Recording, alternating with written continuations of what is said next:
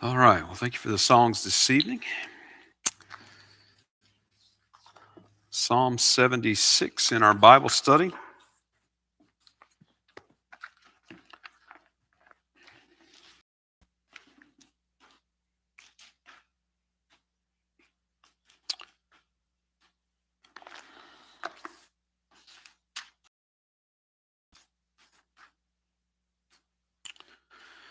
Start with our summary statement. Psalm 76 praises God for establishing righteous judgment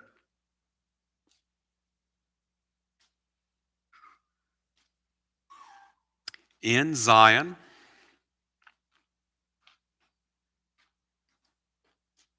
that brings peace to the earth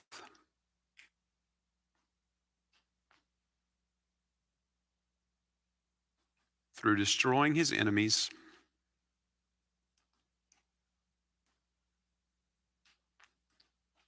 and saving the meek.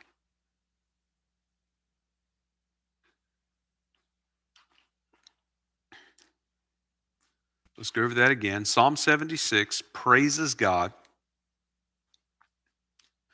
for establishing righteous judgment in Zion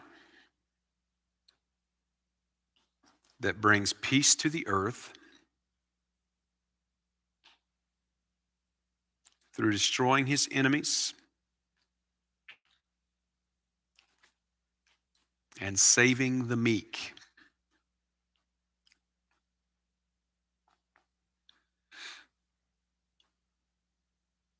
Outline for this psalm has 12 verses, breaks very nicely into three parts. Verses 1 to 6, God is glorious.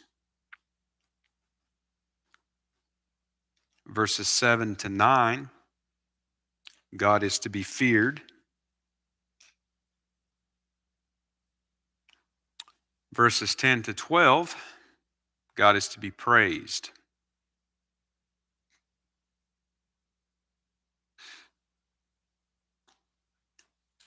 Go over that again. Verses 1 to 6, God is glorious. Verses 7 to 9, God is to be feared. Verses 10 to 12, God is to be praised. All right, so we'll go to our observations on Psalm 76. Psalm 76 was written by Asaph, and we see the superscription there, to the chief musician on Neganoth, a psalm or song of Asaph. And we've discussed this over the last few psalms, so most likely some descendant of Asaph, possibly even named Asaph as well. Neganoth we have encountered before, and it refers to singing with a stringed instrument. The word there for psalm refers to a poem with musical accompaniment, and the word for song just refers to a lyrical song. So the psalm was written, intended to be sung with musical accompaniment, particularly at stringed instruments. We do have a Selah at the end of verse 3 and at the end of verse 9. And just again, we don't know for certain the meaning of the Selahs in the psalm. Most likely, it's some sort of a musical direction, possibly indicating a rest. It could be something like a pause. Some have thought that maybe even it was a pause for meditation on what had just been said in the psalm or sung in the psalm. But we're not 100% certain. But it does seem very likely that it is giving that sort of a musical direction for the singing of the psalm. There's no occasion that's given in the heading of the psalm. Now, the psalm itself mentions Salem, which is Jerusalem. It's Zion there in verse number 2. The Septuagint translation had a note to the Assyrian with this psalm. And Many commentators see the defeat of the Assyrian army who came against Jerusalem in the days of Hezekiah as being the occasion of the psalm. Well, if we keep this psalm in the canonical context, and when I say canonical context, I'm just talking about the order of the psalms. We in the group where it's at, in the book where it's at, and so on. If we keep it in that context, then we've seen already how the occasion that's going through these Psalms is the destruction of Jerusalem and the temple. And we saw that already in Psalms 73 to 75. So, from that occasion, in Psalm 76, the psalmist seems to be looking back to past deliverance. Now, we saw some of that in Psalm 75 before that as well, looking back to the Exodus from Egypt, crossing the Red Sea, things like that. So, the psalmist seems to be with this destruction of Jerusalem in mind, this exile in mind, looking back on past deliverances that are particularly relevant for Jerusalem, and that being the hope for God's future deliverance of Jerusalem because of his covenant, for the sake of his name. Jerusalem is the place that God has chosen to place his name. So, with that in mind, we can actually find allusion in this psalm to a couple of other specific times relevant to the deliverance of Jerusalem. And we'll talk about that a little bit later, but there's no clear occasion. The setting would seem to be, again, that destruction of Jerusalem and then looking back in remembrance and looking forward to future deliverance. Psalm 76, to categorize it, would be a praise psalm, and it has those conventions. Praise psalms are a little bit general, and they don't follow as laments are much stricter in form, although sometimes laments can depart from it. But it's not that really that way with praise psalms. Typically, praise psalms don't have complaints, and they don't have any particular prayers, any particular petitions or requests that are being made. A lot of times they are directed to God directly, or they are directed to people to praise God. And they do generally have the praiseworthy acts and attributes of God that are in the context of the psalm, and that's why God is to be praised. And we do find that here. Um, I would also call this a Zion psalm. We have that mention of Zion in verse number 2. The Zion psalms focus on God's victory from Zion. And then we would also say that this psalm is prophetic predictive, that it's looking forward to judgment coming from heaven to the earth. Psalm 76 is the fifth of the Asaphite Psalms. It's the fourth of those here in book number 3 of the Psalms. Now, obviously, it's going to have strong connections with the other Asaphite Psalms, particularly in this book, Psalm 73 to 75, that we've already looked at. And this psalm pairs very well with Psalm 75 as answers to the lament. So if we saw Psalm 73 and 74 going together as individual and corporate laments, then we can also read Psalm 75 and 76 as being answers to those laments. Those laments that started out book 3 were expressions of disorientation. So this unbelievable catastrophe has happened. Jerusalem has been destroyed. The temple has been destroyed. Things that they just didn't think was possible. So this unbelievable catastrophe has happened. And we found in those laments typical lament type questions like asking God, how long? In other words, there's an expectation that God is going to act. He's going to do something, and asking how long before God is going to avenge his name on his enemies as they have destroyed his sanctuary. And those Psalms also were asking God to rise up and to take action. And this particular Psalm, Psalm 76, shows what happens when the Lord does rise up for judgment. And so, again, we can read these together, see them being very closely connected. Being a Zion psalm, it's going to be closely connected to other Zion psalms and places where those are mentioned. Psalm 2, Psalm number 9, Psalms 46 to 48, those Korahite psalms in book number 2. So all of these psalms are prophetic Zion psalms, and they anticipate the coming of Yahweh to earth in judgment through his anointed king. And of course, we're set up for that from very early on in the Psalms when we get to Psalm number 2. There are also in this psalm references to Judah, Israel, and Jacob.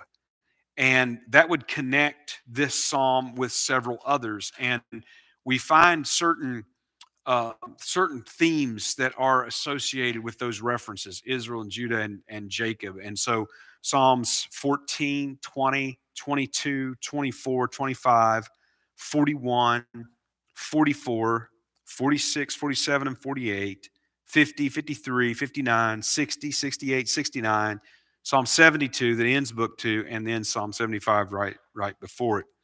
So typically, when we have those references, we're going to get very strong covenantal overtones within the psalm, and that is also the case here. The poetic features of Psalm 76 would certainly be imagery. We have imagery of war and warfare, battle and warriors and that sort of thing, and we get mention of weapons and horses and chariots and that sort of thing. The psalm also uses a good bit of repetition, repetition in a couple of different ways, like repetition of the word fear, for instance. That word appears 4 times in verses 7 to 12. We get repetition of Judah, Israel, and Jacob. And again, those are different terms, but they're all essentially covenantal references to the people from Abraham, the nation of Israel.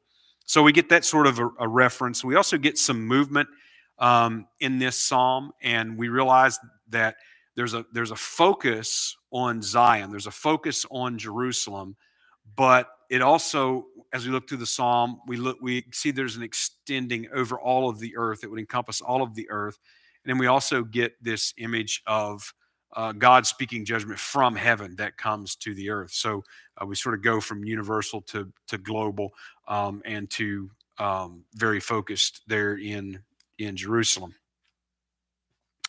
All right, so let's walk through this psalm. We have 12 verses, so I'll go ahead and read those. In Judah is God known. His name is great in Israel. In Salem also is his tabernacle, and his dwelling place in Zion. There break he the arrows of the bow, the shield, and the sword, and the battle, Selah. Thou art more glorious and excellent than the mountains of prey. The stout-hearted are spoiled. They have slept their sleep, and none of the men of might have found their hands. At thy rebuke, O God of Jacob, both the chariot and horse are cast into a dead sleep. Thou, even thou, art to be feared, and who may stand in thy sight when once thou art angry? Thou didst cause judgment to be heard from heaven. The earth feared and was still. When God arose to judgment to save all the meek of the earth, Selah. Surely the wrath of man shall praise thee, the remainder of wrath shalt thou restrain. Vow and pay unto the Lord your God. Let all that be round about him bring presents unto him that ought to be feared. He shall cut off the spirit of princes. He is terrible to the kings of the earth. So verses 1 to 3 give us this opening praise of the psalm. Judah and Israel and Jacob and God's name being known right very early on in this psalm. They're all strong covenantal references, along with other covenantal references that are in the psalm. So God being known and his name being great, particularly in Israel or Jacob or Judah, this is generally associated with his deliverance of Israel, his future deliverance of Israel from their enemies. And we see this in Psalm 9 and verse 16, Psalm 20 and verse 17, Psalm 44 and verse 5, Psalm 46 and verse 10, Psalm 59 and verse 13, and Psalm 67 and verse number 2. Now, in verse number 2 of this psalm, This is the only time that Salem is used in the Psalms. Now, here it parallels with Zion, and it is a reference to Jerusalem, but it is an ancient reference to Jerusalem, which brings us back all the way to Genesis chapter 14 and verse number 18. So we meet there Melchizedek, who is said to be the king of Salem, and he met Abraham after, well, he was still called Abram at that point, but after that he had prevailed in the battle of the 5 and 4 kings. And the event makes plain that God is the sovereign most high over heaven and earth, and that God delivered the enemies into Abram's hand so that he carried away all those spoils and recovered all of Lot. And he was then at peace with Salem. So Melchizedek comes out to bless Abram. Abram gives him tithes of the spoil that he took, and then he repays his servants. Abram himself wouldn't touch any of it. And so in Genesis 14 verses 19 to 22, Abram he's at peace with Salem, and it's very obvious that God has given him victory over these kings that he has done battle with. Well, in the very next chapter of Genesis, in Genesis 15, we learn of God's covenant with Abram to give him the land of Canaan. And that's where we get geographic dimensions that are given in chapter 15, but we also get names of the tribes of Canaanites that are inhabiting this land that is promised to Abraham. And that's in Genesis 15, verses 18 to 21. And this promise to give Abraham and his seed after him the land of Canaan as an everlasting possession also includes the land of the Jebusites that are mentioned there in Genesis 15. The land of the Jebusites includes Salem. This would be the region of Jebus that includes Salem. God also reminded Moses that he had promised the land, including the land of the Jebusites, in Exodus chapter 3, verses 8 and 17, when he's telling Moses about how he's going to bring his people out of Egypt and into this land that has been promised. Well, the Jebusites were a people that possessed the hill country that would be known as the inheritance of the tribe of Judah later on. That Numbers chapter 13, verse 29, Joshua chapter 11, verse 3.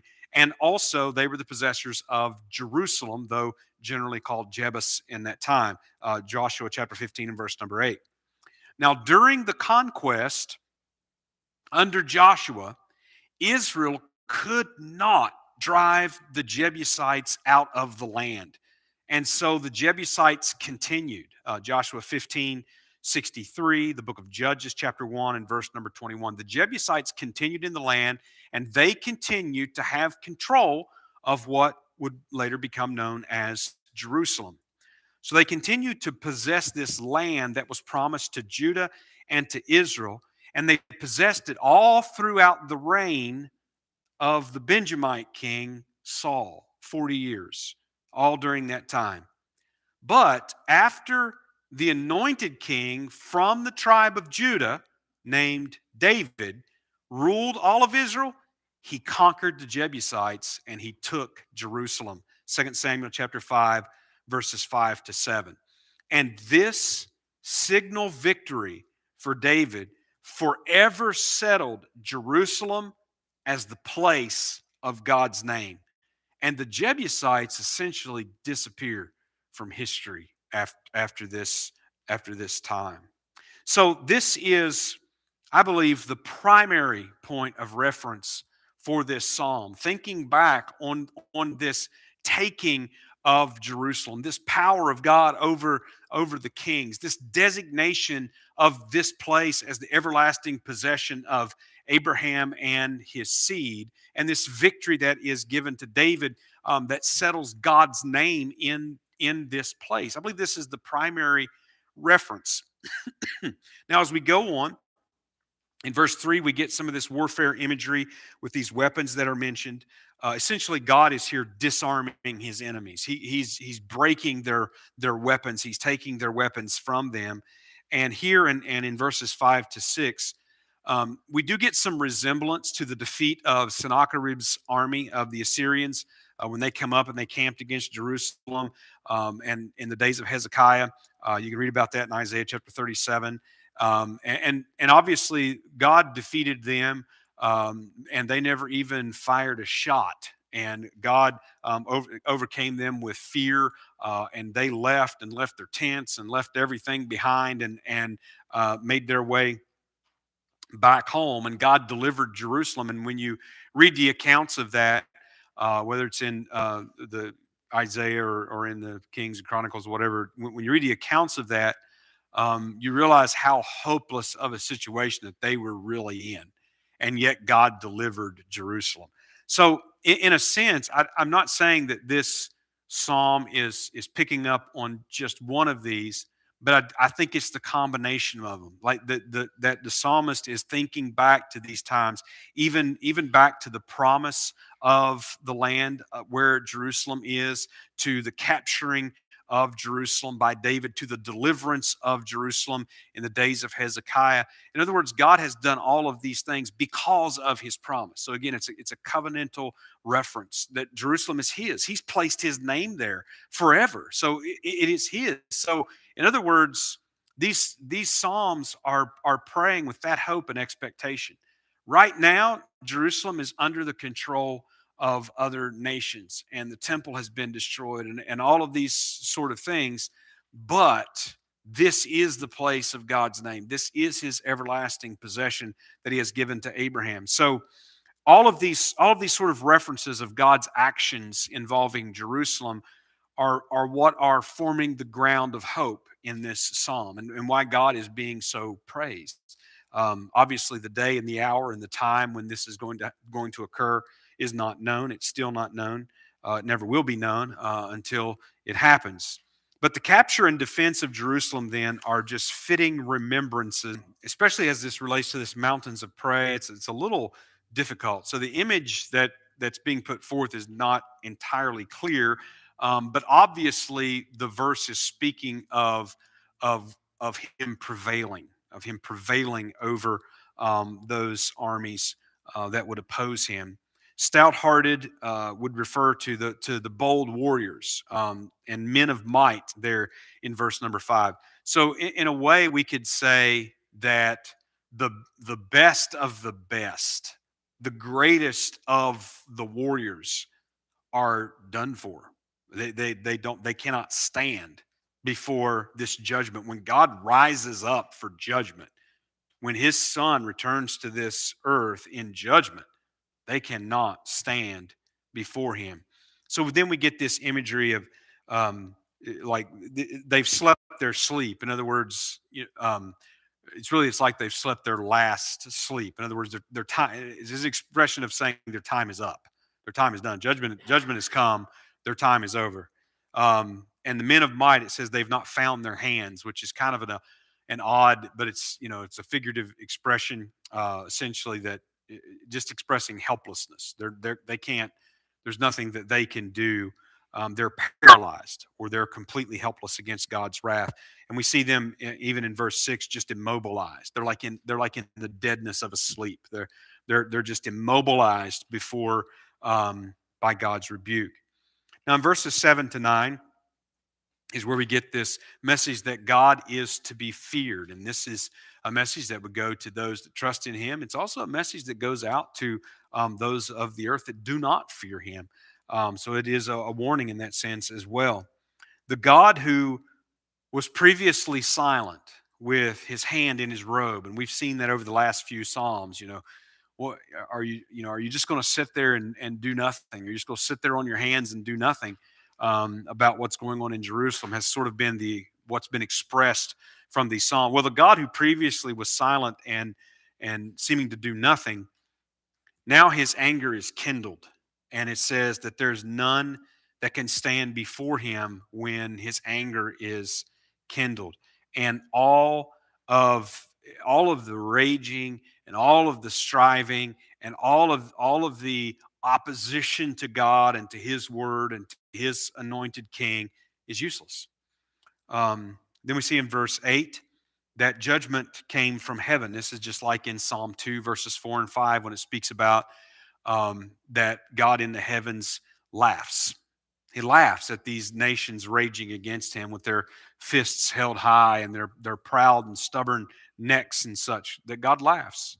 But then it goes on to say that he speaks to them and he's going to vex them in his sore displeasure. And he's going to install his king on his holy hill of Zion, who's going to come to break them in pieces like a bunch of pottery with a rod of iron. That's what we get from Psalm number 2. And so this is reflected here as well, that God's judgment will be heard from heaven. The earth filled and was still. In other words, God's judgment brings terror and this stillness to the earth. Now, the stillness means that the enemies are stopped before him. They can't overcome him. And that same word was used in Psalm 46:10, a verse that everyone is familiar with. Be still and know that I am God. Very few actually know the context and what that means. But that verse means it is a call for God's enemies to put their weapons down. It is a call for them to totally surrender, to cease their striving against God and their opposition to God. And so this is what he said: the earth filled and was still. So all of this raging and tumult and everything that we can see, when he comes in judgment, it's all going to be stilled. In other words, the earth is going to be brought to peace. Then we get in verse number 9, we get God being active in judgment. Notice it says that God arose. When God arose to judgment, all these things come about when God rises up. And we've seen the call for God to rise up. We've seen that in several Psalms prior to this time, to arise in judgment, to address your enemies and to avenge the faithful and all that sort of thing. Well, here we see God, when he's active in judgment, he rises up to execute vengeance. But his judgment also brings salvation to what it says, the meek of the earth. And we get a reference to the saving of the meek of the earth in Psalm 59 and verse number 5. Now, we've talked about this somewhat. The meek, there are several terms that are used throughout the Psalms. In fact, they're used in the law and used in the prophets and wisdom and so on. Terms like the poor and needy and the afflicted and the oppressed and the meek and the humble. And there's several of those kind of terms that essentially are describing people that we would consider to be vulnerable, consider to they're helpless to help themselves. They're vulnerable to oppression and all of these sort of things. And what we found is that actually, as you go through the Psalms, especially, you can see how that these are put for those who have put their trust in God. They have taken refuge in him. One of the covenantal references that we have in Psalms for putting your trust in God is to take refuge in him. The poor and the needy and so on, the afflicted and the oppressed. In other words, God is going to be the judge. God's going to be the avenger. God's going to be the one that's going to set all of these things right. So we get this reference like in Psalm 9 and verse 12, Psalm 10 verses 12 and 17, Psalm 22 and verse 26, Psalm 25 and verse 9, Psalm 34 and verse 2, Psalm 37 verse 11, which speaks of the meek inheriting the earth, Psalm 69 verse number 32. All right, and then verses 10 to 12 give us the concluding praise of the psalm. Verse 10, surely the wrath of man shall praise thee, the remainder of wrath shalt thou restrain. The second part of this line is a little unclear. The wording is obscure. The first part of the verse, surely the wrath of man shall praise thee, indicates that all of mankind's raging and rebellion and efforts to oppose God will not profit them and will only result in God's praise. So the word that is used for restrain in that second part, and again, this is where it's a little more obscure. It's a word that usually means to gird or to gird on. And the phrase seems to say that God girds the remnant of wrath as a belt. He puts it on as a belt. And this imagery is reflective of Isaiah 59:17, where the garment of vengeance is worn by the Redeemer, identified there, the servant of Yahweh, speaking about the Messiah who comes to bring judgment to the earth. And this is in connection with the repentance of Israel there in Isaiah chapter number 59. So he describes him as being arrayed for battle. He's arrayed like a warrior coming to the earth. And he girds on the garment of vengeance there in Isaiah 59. Now, verse number 11, we get this direction to vow and to pay unto the Lord. The vows refers to the sacrifices of praise. These are due to Yahweh for deliverance. They are due to Him for His majesty and His glory. We've seen references to these: Psalm 22, verse 25, Psalm 50 and verse number 14, Psalm 56 and verse 12, Psalm 61 and verse 5 and 8, Psalm 65 verse 1, Psalm 66 verse 13. And we also have this reference to bringing presents or gifts unto him that ought to be feared, and that refers to tribute. So the kings of the earth bringing tribute to Jerusalem. And we saw this like in Psalm 68 and verse number 29, as well as in Psalm 72 verses 10 to 11. So it's imagery of full submission, of full subjection to the Lord on the part of the kings of the earth. Now, the ending here in verse number 12 says that God will cut off the spirit of princes. And the word for cut off is a very rare word. And it refers actually to the harvesting of grapes, like clipping or cutting them off of the vine. And it's actually imagery that's used in the prophets, and it's used to depict the thoroughness of God's judgment, in that he will go over the vineyard and harvest the grapes without leaving any gleanings. In other words, he's going to take it all. His judgment is going to be complete, and it's going to be thorough. We get this used in like Jeremiah chapter 6 and verse 9, where the root of this word is used there, and it's also used in Obadiah in verse number 5. But I did want to read this one in Jeremiah 49, where you can see this imagery being used. And again, it's pretty rare, but it is used in Jeremiah 49 verses 7 to 9 concerning Edom. And this is judgments determined on Edom. Thus saith the Lord of hosts, is wisdom no more in Teman? Is counsel perished from the prudent? Is their wisdom vanished? Flee ye, turn back, dwell deep, old inhabitants of Dedan, for I will bring the calamity of Esau upon him, the time that I will visit him. If grape gatherers come to thee, would they not leave some gleaning grapes? If thieves by night, they will destroy until they have enough. In other words, God says, well, if the harvest workers come, they will harvest the grapes and they will leave some gleanings. Of course, this was also required by them in the law. He says, if thieves come at night, they're going to clean out the vineyard. They're going to leave nothing behind. And that's an imagery that God is actually using here for his judgment upon the Edomites, those descendants of Esau. So that's the same phrase that we're getting here, that God will cut off the spirit of the princes. And that word for spirit, ruach in the Hebrew, and it's a word for spirit or soul. It literally means wind or breath.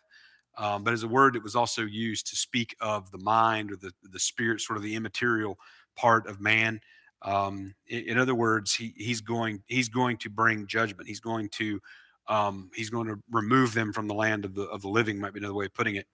And then he speaks of him being terrible to the kings of the earth. And the kings of the earth, that's the exact same phrase that you have in Psalm 2 and verse 2, where the kings of the earth are opposing God and his anointed. So those who oppose and set themselves against God and his anointed Messiah, he is a terror to. He comes in judgment, and those are who he's going to break in pieces, just like pottery with a rod of iron.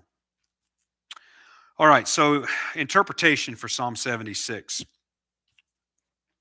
Well, Psalm 76 teaches us the sovereignty of God to the extent that even opposition against him results in his praise. And verse 10 is a famous verse for that. It's a very good verse for that. It's really good to understand it in the context of this psalm as well. So sometimes we sort of get the idea, or I would say maybe the idea can be quite prevalent. Hopefully, we don't have the idea necessarily, but sometimes we can kind of get the idea that God is sort of in a struggle. He's in a contest with evil, with Satan and his demons, and the men of the earth, and like God's trying to do certain things, but he's not really able to do it, or he's being hindered in doing it. And that's not the picture that we have at all. It's not the picture that we have in this psalm. And in fact, it says that he does these things when he rises up.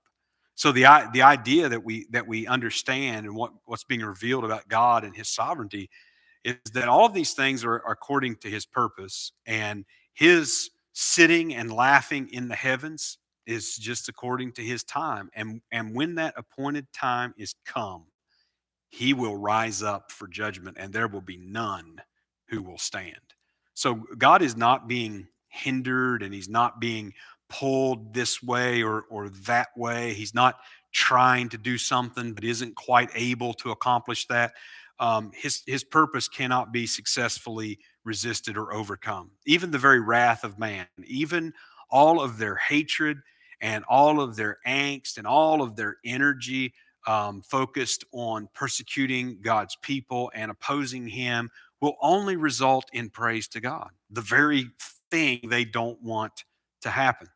So the success of the wicked then is obviously very temporary, and ultimately it will lead to their destruction, except they repent. And of course, that is what is almost incomprehensible to God's grace, that if they repent, then he will be gracious to them and abundantly pardon. But those who do not, they will be destroyed by his judgment. Well, the Messianic hope of Psalm 76 is seen through these strong covenantal references that we have, and also this vision. And this vision that we're seeing in Psalm 76 is the coming of the Lord to the earth, coming in judgment. Judgment that results in his enemies being like without hands, being like cast in a dead sleep, having their breath cut off and taking away. In other words, his enemies being destroyed. So he comes in his future day and with judgment and destroys his enemies. This is the day of the Lord, and we've talked about this before. That term is not used here, but this is the time that's being described. He will destroy his enemies. God's anointed Son King will come to Zion, here in Salem, his tabernacle, his dwelling place in Zion. He will come to reign from David's throne in Jerusalem. So the Messiah coming to the earth from heaven results in the establishment of judgment in Zion that extends over all the earth.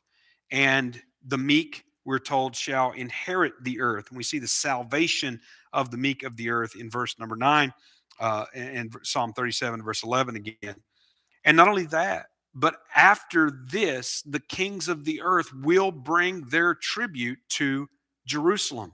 And we have seen this mentioned many times in connection with that kingdom when Jesus Christ returns. So Isaiah chapter 2, verses 2 to 4, Isaiah 18:7, Isaiah 45:14, Isaiah 63 through 7, Habakkuk chapter 2, verse 7, Zechariah chapter 2, verses 11 to 13, chapter 6, verse 15, chapter 8, verses 21 to 22, chapter 14, verses 16 to 19. So this is this day when he comes and he rules over all the earth in that day.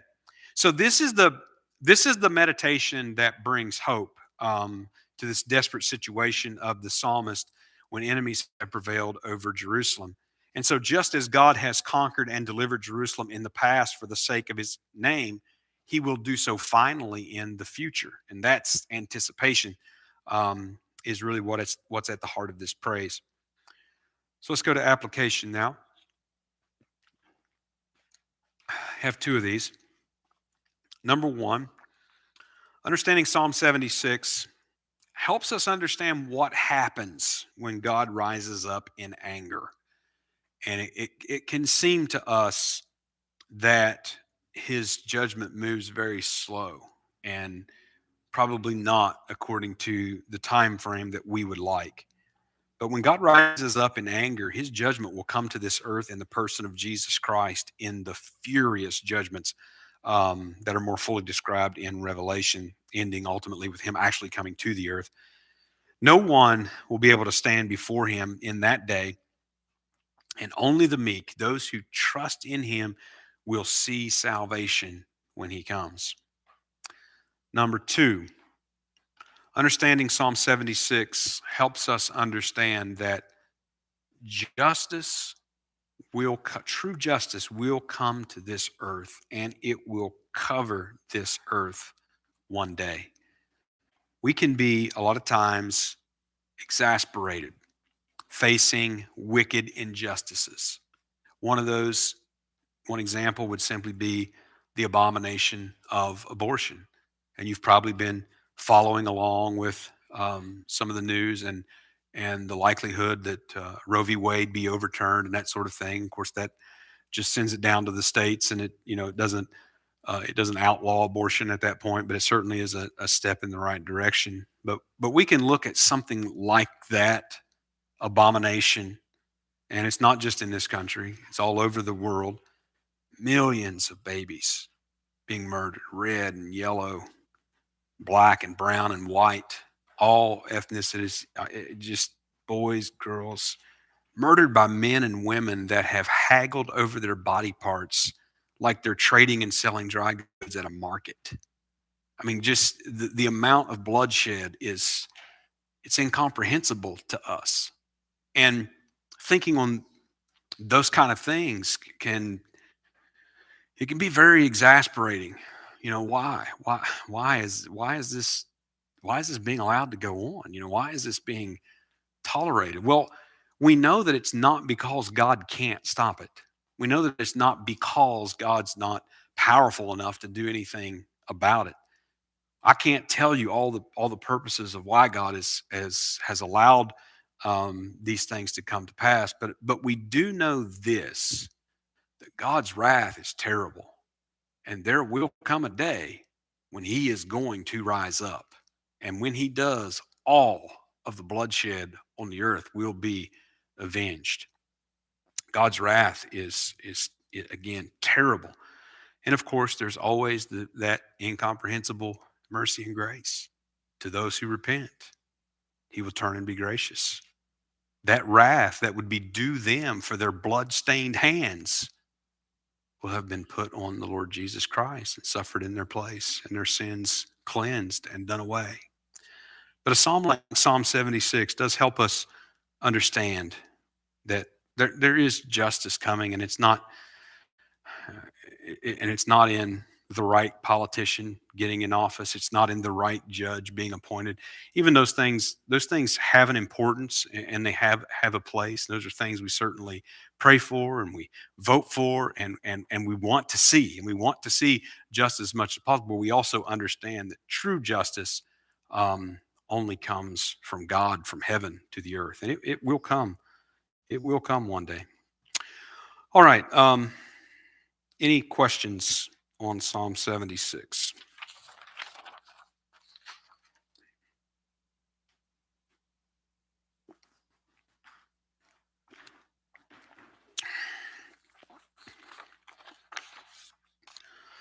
All right. Well, if not, we'll have a word of prayer, and we'll be dismissed. Joe, would you mind praying for us?